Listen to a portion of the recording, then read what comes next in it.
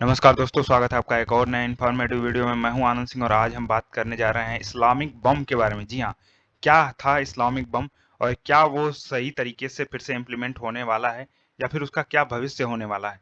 ये सारी चीज़ें समझेंगे। लेकिन ऑपरेशन राइजिंग लायन जो चला रहा है इज़राइल के द्वारा, उसमें बहुत सारे ऐसे लोगों को मारा जा रहा है जो कि बम बना रहे हैं, खासकर परमाणु बम बना रहे हैं ईरान में।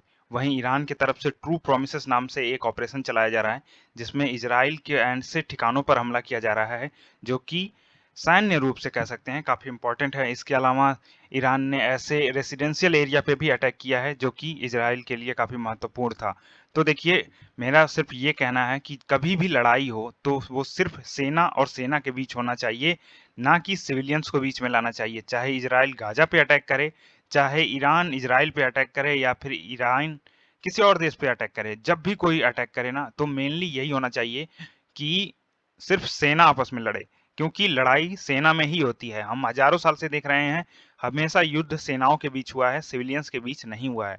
तो ये चीजें थोड़ा सा ध्यान रखना चाहिए। देखिए, पिछले दिनों हमने ये भी देखा था इंडिया पाकिस्तान कैसे टक्कर आपस में हुआ था, और वहां पे भी हमने यही देखा कि इंडिया ने जितने भी अटैक किए थे, या तो वो पाकिस्तान के ऐसे ठिकानों पे हमले किए थे जहां पे आतंकवाद को पनाह दी जाती थी, या फिर उसके सैन्य ठिकानों पर। लेकिन उधर से जब पाकिस्तान ने हमला किया था, तो हमारे कश्मीर के बहुत सारे ऐसे इलाकों में बम गिर रहे थे जहां पे सिविलियंस रहते हैं। तो ये बहुत ही गलत है, ऐसा नहीं करना चाहिए किसी भी देश को। ईरान के एक मंत्री हैं और खासकर वो सेना में भी हैं, तो उनका कहना है कि अगर हमारे ऊपर कोई भी अटैक होता है, न्यूक्लियर अटैक, और ये करता है अगर इजराइल, पाकिस्तान हमला कर सकता है इजराइल के ऊपर। अभी देखिए, इजराइल ने क्या किया है, बहुत बड़ा एक बेड़ा, 200 फाइटर जेट का जो बेड़ा था वो भेजा ईरान में, और यहाँ पे जाके इन्होंने क्या किया, तेहरान के अंदर कुछ फैसिलिटीज थी जहाँ पे ईरान क्या कर रहा था, ऐसे चीजों को बना रहा था जो कि खतरनाक हो सकता है आने वाले समय में किसी के लिए भी, ऐसा इजराइल का कहना है। तो उसने बहुत सारे ऐसे सैन्य ठिकानों पर हमले किए जिससे बहुत सारा नुकसान हुआ है ईरान का। देखिए, ईरान अभी भी कैपेबल नहीं है पूरी तरीके से न्यूक्लियर बम बनाने के लिए, और वो जो न्यूक्लियर फ्यूल होता है जिसका नाम है प्लूटोनियम या फिर यूरेनियम, उसका एनरिचमेंट कर रहा है, यानी कि उसको और अच्छा बना रहा है, जिससे आने वाले टाइम समय पे उससे परमाणु बम बनाया जा सके। तो उसकी फैसिलिटी जो थी उसको पूरी तरीके से तबाह कर दिया। यहाँ तक कि वहाँ पे जो साइंटिस्ट हैं या फिर जो लोग उसको बनाने में इन्वॉल्व थे, उन सभी को वो मार रहा है। वो जहाँ रहते हैं उनके घर पे बम गिरा रहा है, ऐसी हरकतें कर रहा है जिससे कि वो प्लान जो है वो फेल हो जाए। क्योंकि इजराइल का मानना है, अगर ईरान के पास ऐसी फैसिलिटी मिल गई, यानी कि उसके पास न्यूक्लियर पावर आ गया, तो इजराइल के लिए आने वाले समय पे बहुत ज़्यादा खतरा होगा। और यही खतरा आज से कई सालों पहले वेस्टर्न मीडिया या फिर वेस्टर्न कंट्री ने भी यही सोचा था कि एक बार किसी मुस्लिम देश के पास अगर न्यूक्लियर वेपन आ जाता है, जो कि अभी फिलहाल पाकिस्तान के पास है, तो उसी को नाम दिया था उन्होंने कि ये होगा एक इस्लामिक बम। यानी कि जितने भी मुस्लिम कंट्रीज हैं, अभी फिलहाल 53 कंट्रीज, वो आपस में इन चीज़ों को बांट लेंगे। तो ये बहुत ज़्यादा खतरा था, इसलिए इंडिया के ऊपर भी, पाकिस्तान के ऊपर भी बहुत सारे सैंक्शन लगाए गए थे उस समय, कि ये दोनों देश किसी भी तरीके से न्यूक्लियर वेपन ना बना पाए। अब देखिए, अब फिर से यही बात छिड़ गई है कि क्या इस्लामिक वेपन, ये जो परिकल्पना हमने की थी वो सही हो सकती है? क्योंकि ये जो ईरान का व्यक्ति है जिसका नाम है मोहसिन रजा, इसने ये कहा कि हमें पाकिस्तान न्यूक्लियर वेपन देगा, या फिर पाकिस्तान इजराइल के ऊपर अटैक करेगा अगर हमारे ऊपर न्यूक्लियर अटैक होता है तो।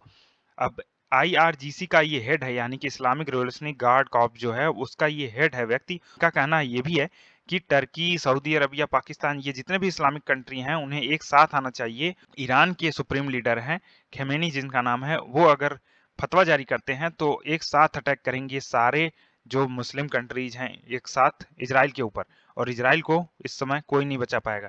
तो देखिए, ईरान ने बहुत भयानक अटैक भी किया था तेल अवीव के ऊपर, अभी उसके बहुत सारे मिसाइल वहां पे गिरे, जिसके वजह से बहुत सारा इंफ्रास्ट्रक्चर का लॉस हुआ, बहुत सारे सिविलियंस की भी जान गई। तो ये इजराइल के लिए बहुत बड़ा सदमा भी है, कह सकते हैं। अब देखिए, ग्लोबल लेवल पे देखें तो इजराइल के पास देखिए 90 इस समय करीब अनुमान लगाया जाता है कि न्यूक्लियर वेपन है। उसके अलावा, इसके अलावा सिर्फ एक मुस्लिम कंट्री ऐसा है, यहाँ पे पाकिस्तान दिखेगा जिसके पास। इसके अलावा इंडिया भी है, रसिया भी है, चाइना, नॉर्थ कोरिया, देखिए बहुत ही आसान तरीके, बहुत ही चुपके से न्यूक्लियर वेपन बनाया था, बहुत सारे सैंक्शन लगाए गए थे इसके ऊपर, लेकिन अब ये फिलहाल बना चुका है। तो ये थोड़ा सा ईरान को इससे सीखना चाहिए था, खासकर नॉर्थ कोरिया से, कि किस तरीके से न्यूक्लियर वेपन बनाना है। mission that we have is to prevent a militant Islamic regime from meeting up with nuclear weapons or from nuclear weapons meeting up with a militant Islamic regime. The first is called Iran. The second is called Pakistan. कि Netanyahu का कहना है कि देखिए हमारे लिए दो खतरे हैं, दो इस्लामिक खतरे हैं, एक तो ईरान है, दूसरा है पाकिस्तान। तो दो देश वो अपने आप को खतरा मानता है और जब भी पाकिस्तान इंडिया का लड़ाई होता है ना, नेतन्याहू खुल के सामने आ जाता है कि भाई ये इस्लामिक लोग खतरा हैं। इस तरीके से वो बोलते हैं कि इस्लामिक लोग ही खतरे हैं। अब देखिए पाकिस्तान की तरफ से ये बिल्कुल क्लियर कहा गया कि देखिए हमने जो न्यूक्लियर बम बनाया है वो हम अपने सुरक्षा के लिए बनाए हैं, हम इसे किसी को देने वाले नहीं हैं, ना तो हम इजराइल पे कोई अटैक करने वाले हैं। यहाँ पे जो रक्षा मंत्री हैं पाकिस्तान के, उन्होंने ये क्लियर कर दिया है पूरी तरीके से। इनका नाम है ख्वाजा मोहम्मद आसिफ। अब देखिए F-14 के ऊपर किस तरीके से तेहरान में हमला किया गया। अब देखिए बुरा हमला किया गया है एक तरीके से इजराइल के द्वारा ईरान के ऊपर। वहां पे ड्रोन्स भेजे गए बहुत सारे और इन ड्रोन्स ने क्या किया, जो फाइटर जेट्स हैं ईरान के अंदर खड़े थे उनके, उन सभी को नष्ट कर दिया। अभी यहाँ इजराइल की बात करें तो देखिए इजराइल कहता है कि ईरान के पास ऐसी कैपेबिलिटी वाले मिसाइल फिलहाल हैं जो कि पूरी दुनिया के लिए खतरा हो सकते हैं और इसमें इसने इंक्लूड कर दिया इंडिया को भी, इसके अलावा पाकिस्तान। इधर ऊपर आप देख सकते हैं जो कंट्रीज हैं ईस्ट मतलब वेस्ट एशिया के, और इधर आप अफ्रीका, यूरोप, इन सभी को इंक्लूड कर दिया और कहता है कि अगर आने वाले समय में ईरान इस तरीके के न्यूक्लियर वेपन बना लेता है तो इन्हीं मिसाइल्स में भर के वो हमला कर सकता है इन देशों के ऊपर भी। तो ये अभी तो इजराइल हमें समझाने की कोशिश कर रहा है कि ईरान कितना खतरनाक हो सकता है। इसके अलावा देखिए इजराइल जो है वो घुस चुका है पूरी तरीके से ईरान में, उसके बहुत सारे ड्रोन उसके ऊपर घूम रहे हैं और लगातार जो मिसाइल्स होते हैं, खासकर बड़े-बड़े मिसाइल्स जिनको ट्रक में भर के ईरान एक जगह से दूसरी जगहों पे ले जाता है, उनके ऊपर लगातार हमले कर रहे हैं जिससे कि वो अपने उस स्थान पर ना पहुंच पाएं जहां से उन्हें लॉन्च किया जाता है इजराइल के ऊपर।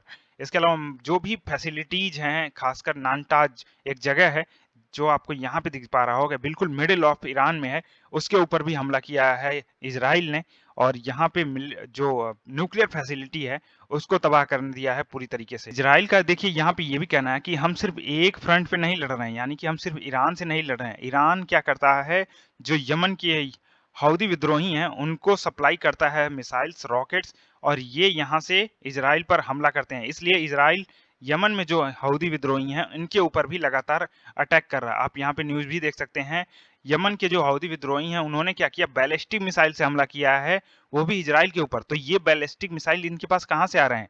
देखिए बहुत ही गरीब देश है यमन, बहुत वो डेवलप नहीं, और इनके पास अगर ऐसे बड़े मिसाइल्स आ रहे हैं इसका मतलब कोई ना कोई उन्हें दे रहा है, सप्लाई कर रहा है। तो ये देखिए लगातार कैसे एलिमिनेट करना है इन लोगों को। यहाँ पे पूरी लिस्ट दी गई है कि इजराइल ने किस तरीके से ईरान के ऐसे लोगों को मारा है जो कि इस जो न्यूक्लियर वेपन बनाए जा रहे हैं उनमें इन्वॉल्व थे, यानी कि वो चाहते हैं न्यूक्लियर वेपन बने, लेकिन उन सभी को एक लाइन से वो खोज खोज के मार रहा है जिससे जो ईरान का न्यूक्लियर वेपन बनाने का सपना है वो पूरी तरीके से नष्ट हो जाए। नेतन्याहू देखिए बहुत सारे लोग कह रहे थे छिप गया है, लेकिन अभी ये फिलहाल मार्केट में उतर चुके हैं और अपने लोगों की सुरक्षा की जांच कर रहे हैं कि सभी लोग सुरक्षित हैं या फिर नहीं।